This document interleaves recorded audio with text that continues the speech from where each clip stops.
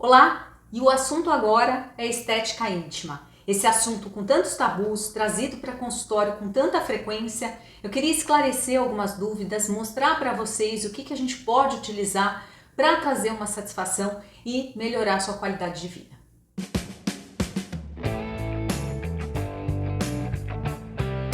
Eu sou a doutora Fernanda Torras, sou médica ginecologista e eu venho mostrar para vocês quais são as opções na estética íntima, muitas vezes aliadas a um benefício funcional, mas eu queria falar primeiro quais são as melhoras que a gente pode trazer para uma mulher fazendo um protocolo, fazendo um tratamento de estética íntima. Eu vou começar a citar a aparência.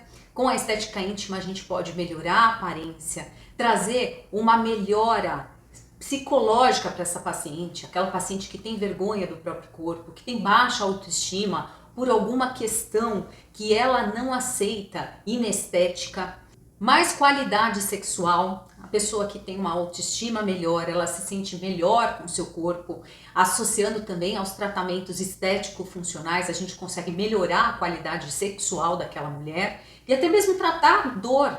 Quando a gente alia o tratamento funcional de uma flacidez local, de uns pequenos lábios flácidos, fazendo a ninfoplastia, fazendo melhora funcional desse tecido, eu consigo também alívio de dor e desconfortos pontuais.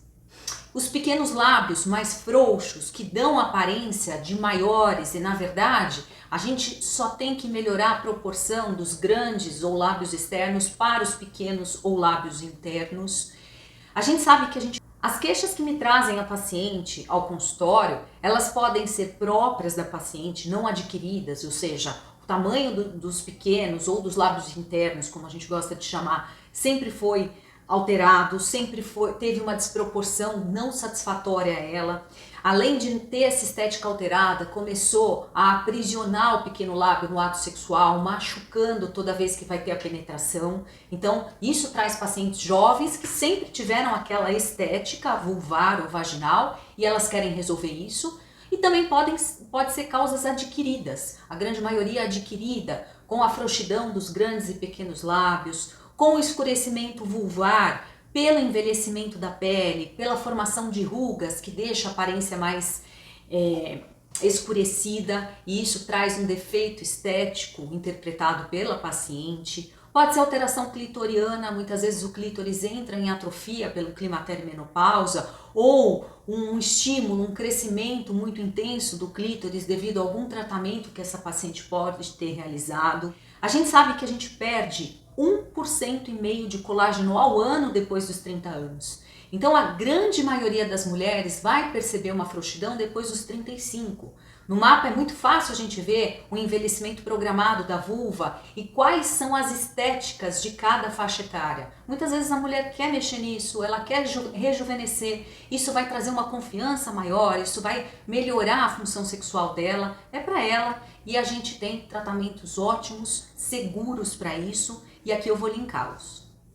Vou começar a falar das cirurgias. A mais clássica, que é a redução dos pequenos lábios, os lábios internos, ou modificação dos grandes lábios por meio cirúrgico. Hoje, as cirurgias podem ser feitas em consultório, cirurgias de pequeno a médio porte, com anestesia local, um procedimento confortável, a paciente sai imediatamente após o procedimento, bem tolerada, com pouca incidência de dor no pós-operatório. Aqui a gente realiza com laser.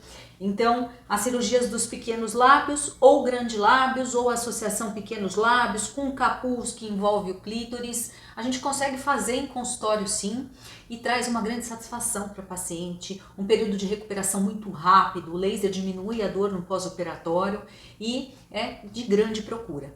Para a frouxidão, para a flacidez adquirida no climatério, na menopausa, adquirida após emagrecimento, principalmente pacientes de bariátrica, a gente pode utilizar os lasers, radiofrequência, ultrassom microfocado, que são as terapias de energia que visam, além do trabalho do canal intravaginal, aliar o funcional, uma melhora da frouxidão intravaginal, a gente pode utilizar na vulva, nos lábios, para recuperar esse trofismo. São tratamentos geralmente feitos com poucas sessões, eu vou citar o laser, em 3 sessões a gente consegue uma melhora significativa da frouxidão, até mesmo uma volumização pequena, mas às vezes muito satisfatória e às vezes suficiente para a paciente. Só o fato de recuperar a flacidez traz um mínimo de volumização e ela já fica satisfeita, ela já reverteu aquele processo do envelhecimento da frouxidão.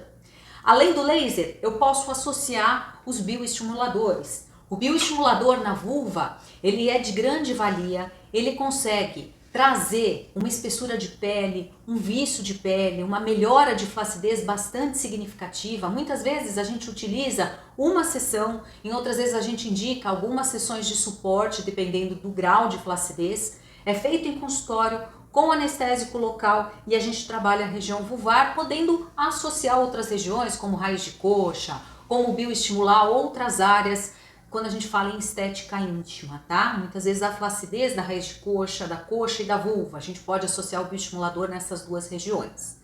Laser com bioestimulador vai muito bem. Laser com bioestimulador, mais um mínimo de preenchimento, recriando um contorno da vulva, recriando um preenchimento, trazendo a espessura vulvar anterior, traz grande satisfação, faz parte dos protocolos também. Para as pacientes jovens e para as pacientes que entraram no climatério e menopausa e perderam volume da vulva, a gente tem os preenchedores. Hoje a gente atua com dois tipos de preenchedores nessa região vulvar.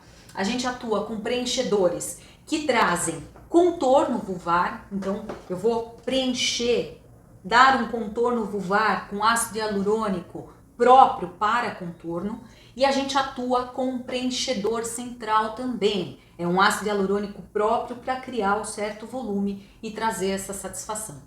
E é bom a gente fazer um inventário, uma boa conversa com a paciente em consultório e nivelar com ela quais as expectativas. Muitas vezes não é o médico que escolhe o que vai ser feito. Muitas vezes é uma escolha da paciente, dentro do perfil de segurança, dentro do que pode ser feito. Muitas vezes ela só quer preencher o terço superior, porque quando ela olha para baixo é aqui que ela se incomoda. Outras vezes ela quer um preenchimento mais global, ou preencher e mexer no Monte de Vênus, que é um próximo processo que a gente vai conversar.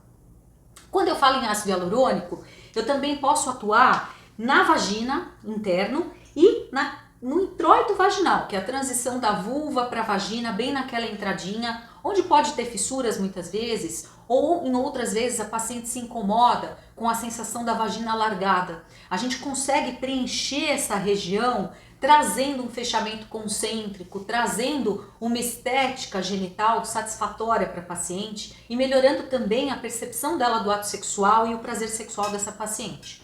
Para isso a gente usa um outro tipo de ácido hialurônico próprio para essa mucosa, para esse introito, com essa função de um preenchimento dessa borda na entrada do canal vaginal.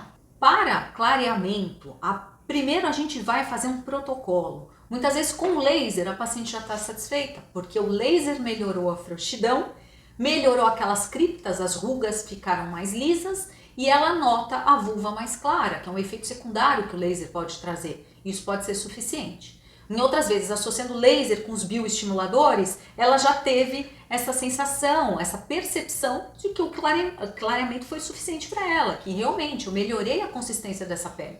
Eu trouxe um clareamento secundário. Quando a gente tem que lidar com clareamento mesmo, depois de fazer os tratamentos, ainda incomoda a paciente, aí eu vou te convidar para assistir um vídeo também de clareamento, onde a gente tem que excluir alterações que possam estar relacionadas a esse clareamento. Para não sair utilizando peeling, não sair utilizando os clareadores, sem ter a certeza que ela vai manter esse benefício. Se ela não tiver diabetes, se ela não tiver nenhuma condição que trouxe esse escurecimento, como um atrito importante, o estilo de vida dela, às vezes é uma paciente ciclista, ela utiliza a bike praticamente todos os dias, ela tem um nível de atrito muito alto.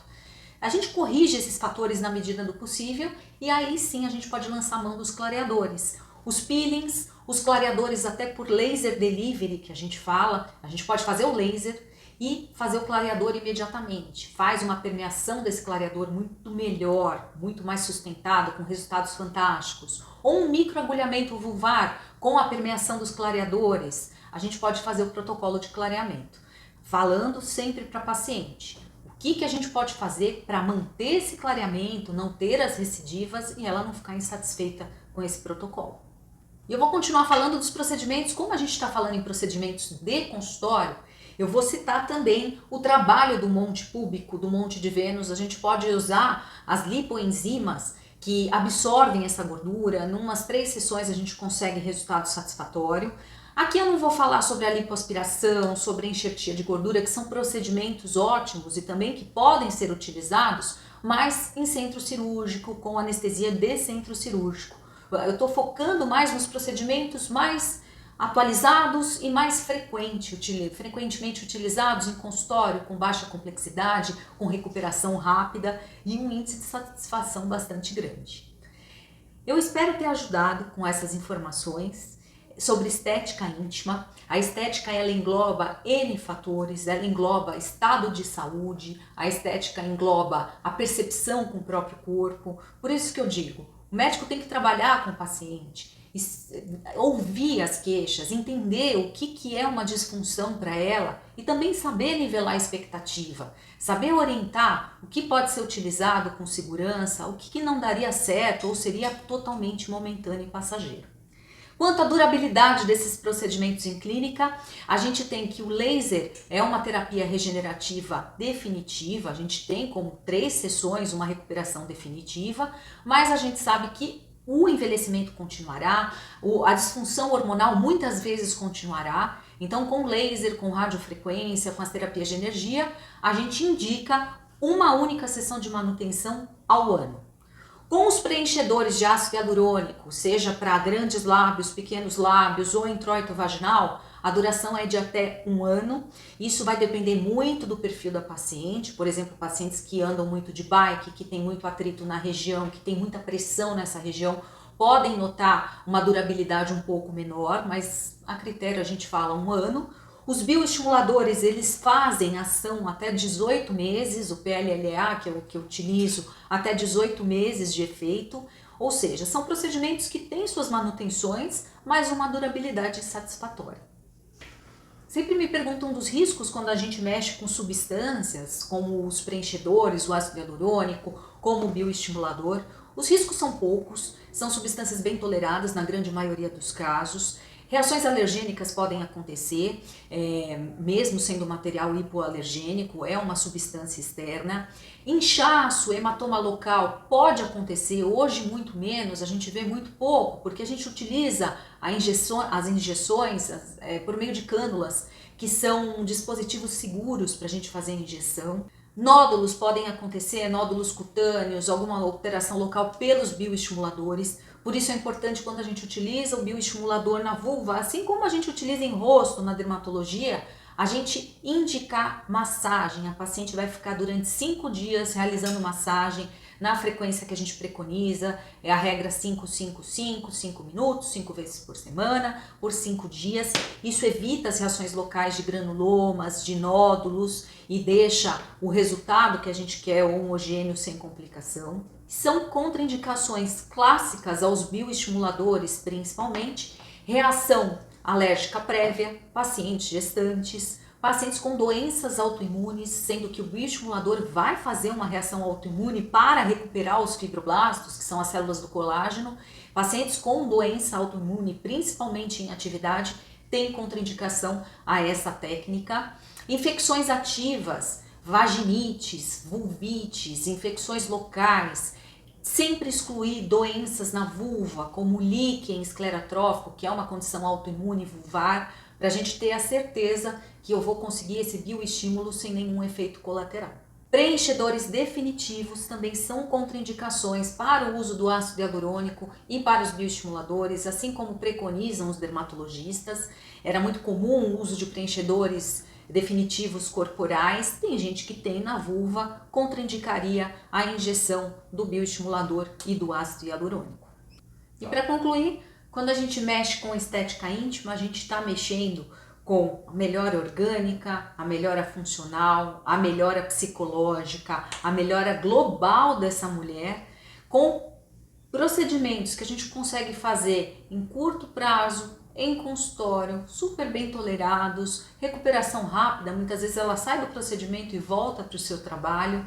A gente tem um arsenal muito grande para isso, para ajudá-las, essa melhora global da qualidade de vida da mulher é fundamental para a gente. Por isso que a gente mexe com estética, com reposição hormonal, por isso que a gente mexe com as suas queixas funcionais. A gente tem arsenal para isso, a gente consegue ajudá-la, a medicina está avançada, a ginecologia regenerativa ela veio para ficar e por isso a grande demanda que a gente tem, a grande procura por vocês.